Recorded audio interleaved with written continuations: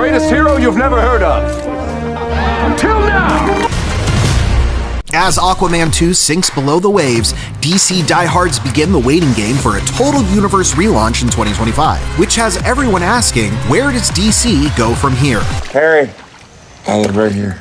Okay. Although the DC Extended Universe, or DCEU, was never a studio-sanctioned title, the nickname is being retired in favor of writer-director co-head honcho James Gunn's DC Universe, or DCU. Gunn and DC Studios co-chair Peter Safran have big plans for a Marvelistic, interconnected universe that has the same actors playing the same roles across films and series, which makes sense considering that Gunn found great success in the MCU with his Guardians of the Galaxy trilogy. Unlike Marvel and its phases, Gunn's DCU will be divided into the entirely novel chapters, beginning with numero uno, subtitled Gods and Monsters, which takes flight in summer 2025 with DC's original deity in blue tights, Superman. Excuse me. That's a bad outfit. Pearl and Hollywood breakout David Corenswet takes on the Clark Kent role in Superman Legacy, with Rachel Brosnahan as Lois Lane and Skylar Gasanda as Jimmy Olsen. Gunn writes and directs this new spin that sees Superman reconciling his Kryptonian culture with his Earthbound upbringing, which actually sounds similar to Zack Snyder's 2013 launch of the DCEU, Man of Steel. Although Henry Cavill's Superman was treated as an invading alien, and judging by the DCU's Chapter 1 title, David Corenswet will be seen as a god. Or maybe a monster. How did you know? Takes one to know one. Rounding out the cast are a duo of arch-enemies, Nicholas Hoult as Lex Luthor and Sean Gunn as Maxwell Lord. And on the superhero side, Justice Leaguer's Isabella Merced is Hawkgirl, and Anthony Carrigan is Metamorpho. Plus, Maria Gabriela Del Faria is the Engineer, and Nathan Fillion is the Guy Gardner version of the Green Lantern. Remember those last two names because we'll circle back around to them as the DCU expands.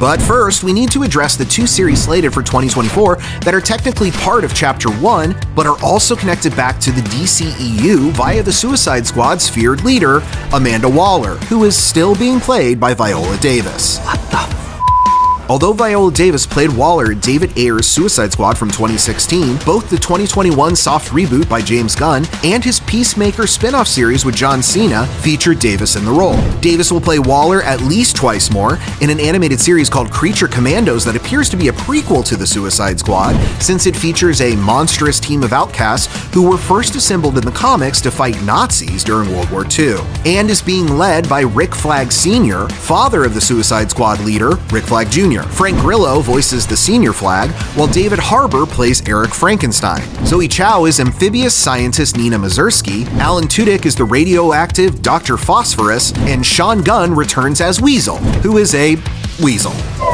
Davis also gets a titular spin-off of a spin-off called Waller, which takes place after the events of Peacemaker Season 1. The pivot to center this series on her character was made so that Gunn can focus on other DCU films, although he considers the series an appetizer before Superman Legacy. Gunn also promises Peacemaker Season 2 somewhere down the line. I just can't wait till this is all over so I never have to see your stupid, dumb face ever again. Okay, but let's get back to the mainline Gods and Monsters series that continues with The Authority, another team-up saga that originated outside the DC Comics continuity over at Wildstorm before being folded into DC in 2011. Similar to Suicide Squad, The Authority is a by any means necessary operation that will kill in the name of making the world a safer place. And it's headed up by the Liquid Machinery-based Angela Spica, aka The Engineer, who we'll first see played by Maria Gabriela de Faria in Superman Legacy. See? Told you she'd come back. You're going to be mad, but you have to listen to me. Gunn announced 3 other films that introduced 3 of the most beloved characters from DC,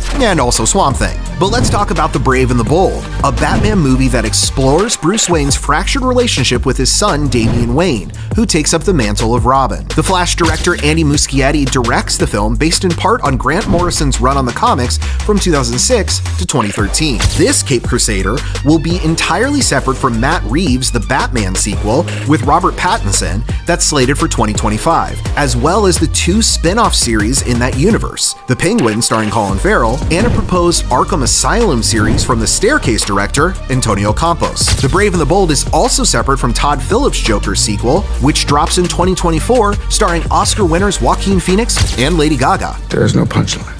It's not a joke.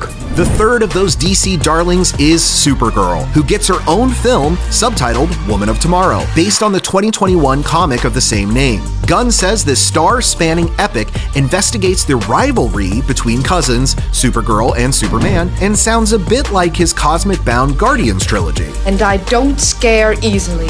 Lastly, Indiana Jones and the Dial of Destiny director James Mangold is slated to take on a gothic horror film about the origin of Swamp Thing. Mangold, who also helmed dark comic book favorite Logan, has a Bob Dylan biopic with Timothée Chalamet and a Star Wars film on his dance card before he gets to Swamp Thing, but Gunn and Safran pledge that this is a passion project for the writer-director. Much beauty in the swamp, if you only look.